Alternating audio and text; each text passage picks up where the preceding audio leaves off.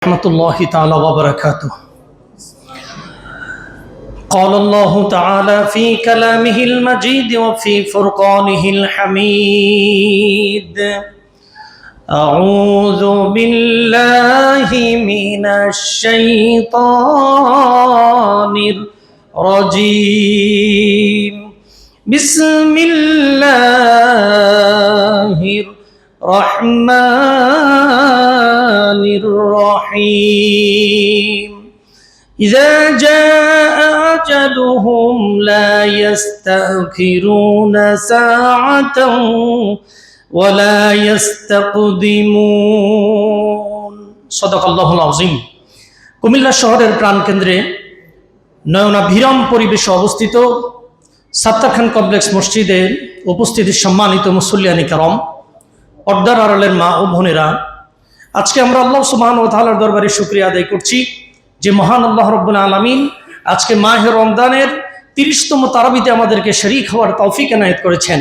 সেই জন্য আমরা খুশি হয়ে মহাব্বতে ইমানের সাথে প্রাণবন্ত আওয়াজে পড়ছি আলহামদুলিল্লাহ।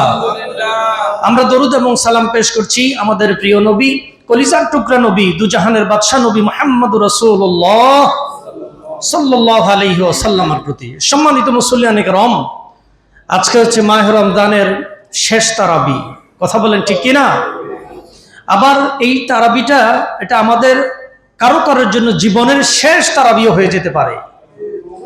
গত বছর যারা ছিল অনেকেই ছিল, এই বছর তারা নাই। আবু ভাই ছিল, লিটন ভাই ছিল, এরপরে পেশকার কামাল সাহেব ছিলেন, এরপরে সাত্তার ভাই ছিলেন। এমন ধরনের অনেক মুসল্লি আমরা হারিয়ে ফেলেছি। জোরে বলুন ঠিক কিনা? আবার আমরা যারা এই বছর আছি, আগামী বছর আমরা নাও থাকতে পারি। আমাদের ডাক যখন চলে আসবে, মালাকুল মউতের সাথে আমাদের ডাকে সাড়া দিয়ে তার সাথে আমাদেরকে চলে যেতে হবে, ছাড়তে হবে বাংলাদেশ, যাব আমরা কবর দেশ। এই স্লোগানটা মনে রেখে জীবনটা চালাবেন।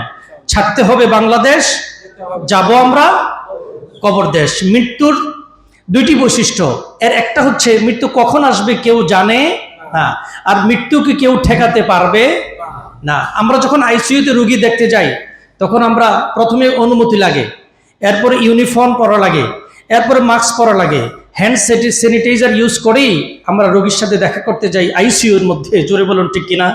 কিন্তু মালাকুল মউত যখন আইসিইউর রুম থেকে যখন রুটাকে নেওয়ার জন্য যাবে, তার জন্য কি কোনো অনুমতি লাগবে? কোনো ইউনিফর্ম পরা লাগবে? কোনো মাস্ক পরা লাগবে?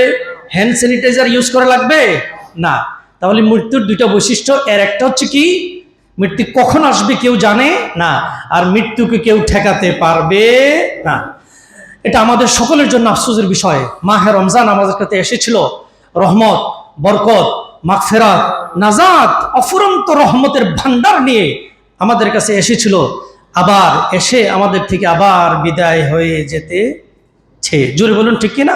এটা আমাদের জন্য, সকলের জন্য আফসোসের বিষয়। সম্মানিত মুসল্লিয়ানে কেরাম, মাহে রমজান আমাদের কাছে স্পেশাল 4টা গিফট নিয়ে আমাদের কাছে এসেছিল। জোরে বলুন কয়টা? 4টা গিফট। খুব গভীর মনোযোগের সাথে শুনুন, সময় অল্প, সেই জন্য খুব তাড়াতাড়ি আমাকে বলতে হচ্ছে।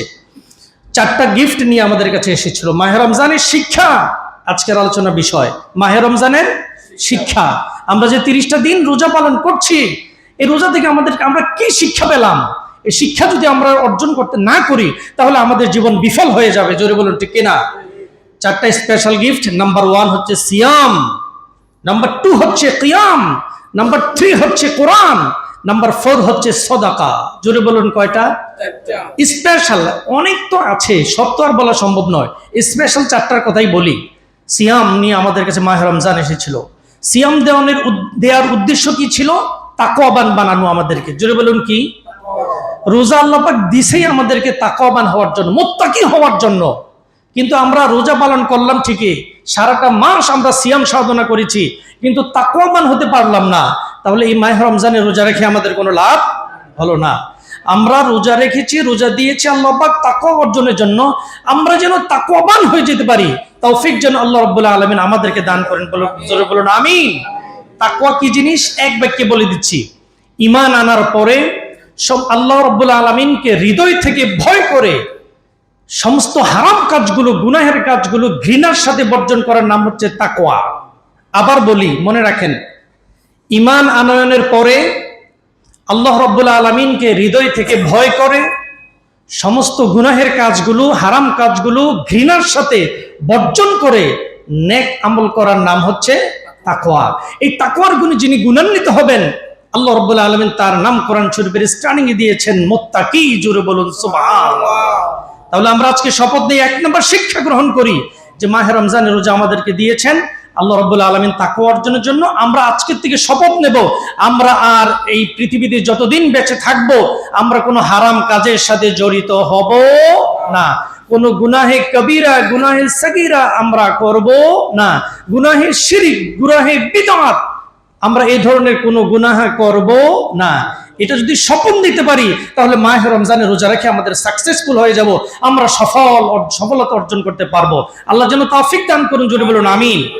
প্রিয় আমার মুসল্লিয়ানে কারাম, তো মাহে রমজানের রোজাটা আমরা রাখছি, আর বাকি 11 মাস কোনো রোজা টোজা রাখা লাগবে না আমাদেরকে। হ্যাঁ, লাগবে। এটা তো ট্রেনিং, আমরা রমজানের রোজা থেকে ট্রেনিং নিচ্ছি।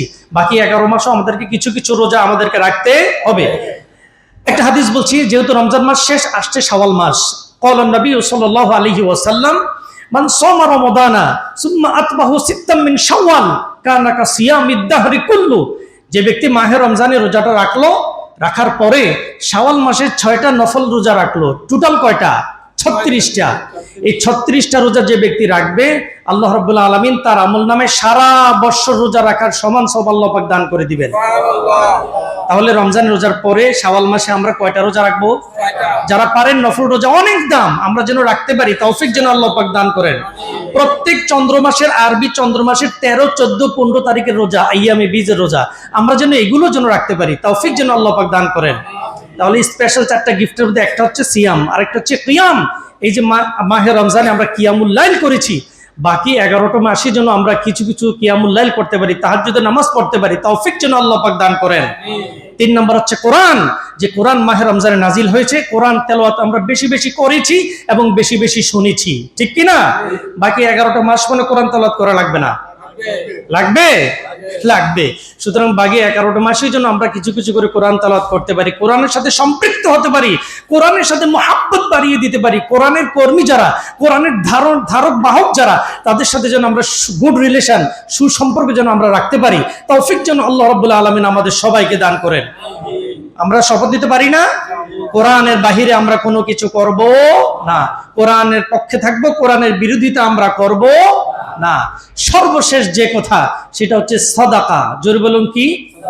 সাদাকা। খুব গভীর মনোযোগের সাথে কথাগুলো শুনুন। মাহে রমজানের একটি অন্যতম ইবাদত হচ্ছে সাদাকা, সাদাকাতুল ফিতর বলা হয়। সাদাকাত আরবিতে 3 প্রকার, যে কোনো দানকে সাদাকা বলা হয় আরবিতে। এটা 3 প্রকার, এর একটা হচ্ছে ফরজ, একটা হচ্ছে ওয়াজিব, আর একটা হচ্ছে নফল। বলেন তো দেখি সাদাকা কত প্রকার? এর একটা হচ্ছে কি? এর একটা কি? আরেকটা কি? নফল। ফরজ, ওয়াজিব, নফল। ফরজ কোনটা? যাদের উপর যাকাত ওয়াজিব হয়েছে, যা ফরজ হয়েছে, তারা যাকাত দিতে হবে, না হলে পানিশমেন্ট আছে আল্লাহর পক্ষ থেকে। জোরে বলুন ঠিক কিনা? এটা হচ্ছে যাকাত, ফরজ। আর ওয়াজিব হচ্ছে সাদকাতুল ফিতর। সাদকাতুল ফিতর অর্থ কি? সাদকাতুন শব্দটি সাদাকাত শব্দের বহুবচন। সাদকাতুন শব্দের বহুবচন হচ্ছে সাদাকাত, এর অর্থ হচ্ছে দান করা। আর ফিতর শব্দের অর্থ হচ্ছে শেষ হওয়া। মাহে রমজানের শেষ বা সমাপ্তির সাথে যে সাদকা রিলেটেড, সম্পৃক্ত, ওইটাকে বলা হচ্ছে সাদকাতুল ফিতর। জোরে বলুন কি? শরীয়তের পরিভাষায় মাহে রমজানের রোজাগুলো বিশুদ্ধভাবে আদায়ের শুকরিয়া স্বরূপ, এবং ভুল ত্রুটি যদি হয়ে থাকে রমজানের রোজার মধ্যে, এটার ক্ষতিপূরণ কল্পে যে দান ঈদুল ফিতরের পূর্বে আদায় করা হয়, ওইটাকে বলা হচ্ছে সাদকাতুল ফিতর। হাদিস শরীফে আসছে মাহে রমজানের রোজাগুলো আকাশ এবং জমিনের মাঝখানে ঝুলতে থাকে যতক্ষণ পর্যন্ত সাদকাতুল ফিতর আদায় না করা হয়। আর যখনই সাদকাতুল ফিতর আদায় হয়ে যায়, সঙ্গে সঙ্গে রোজাগুলো আল্লাহর দরবারে গ্রান্টেড হয়ে যায়। সাদকাতুল ফিতর আদায় করতে হবে ঈদুল ফিতরের নামাজের আগে আগে। এখানে একটা ভুল আমরা করে থাকি, সেটা হচ্ছে আমরা নতুন টাকা নিয়ে ঈদগাতে যাই। সবাই, অনেকে যায় কি যায় না? ঈদের নামাজ শেষ হলে রাস্তার পাশে 2 ধারে এতিম মিসকিন দাঁড়িয়ে থাকে, নতুন টাকাগুলো তাদেরকে আমরা দিয়ে থাকি। কথা বলেন, দেয় কি দেয় না? না, ঈদুল ফিতরের পরে যদি এই দানটা করেন, এটা সাদকাতুল ফিতর আদায় হবে না। ঈদের নামাজের আগেই সাদকাতুল ফিতর গরিব মিসকিনকে দিয়ে দিতে হবে। কথা কি ক্লিয়ার হচ্ছে? সম্মানিত মুসলিয়ান কারণ এই বছর সদকাতুল ফিতর এই কথা বলে শেষ করছি। সদকাতুল ফিতর ইসলামী ফাউন্ডেশন থেকে নির্ধারণ করা হয়েছে সর্বনিম্ন 110 টাকা পার হেড। ছোট্ট বাচ্চাকেও দিতে হবে। 110 টাকা হচ্ছে পার হেড নিম্নে, আর উপরে হচ্ছে 2805 টাকা ইসলাম ফাউন্ডেশন থেকে যেটা নির্ধারণ করে দিয়েছে। সম্মানিত মুসলিয়ান কারণ তাহলে আমরা যেন ঈদুল ফিতরের পূর্বেই যেন আমরা এই সদকাটা যেন দিয়ে দিতে পারি, তৌফিক যেন আল্লাহ রাব্বুল আলামিন দান করেন, বলুন আমিন।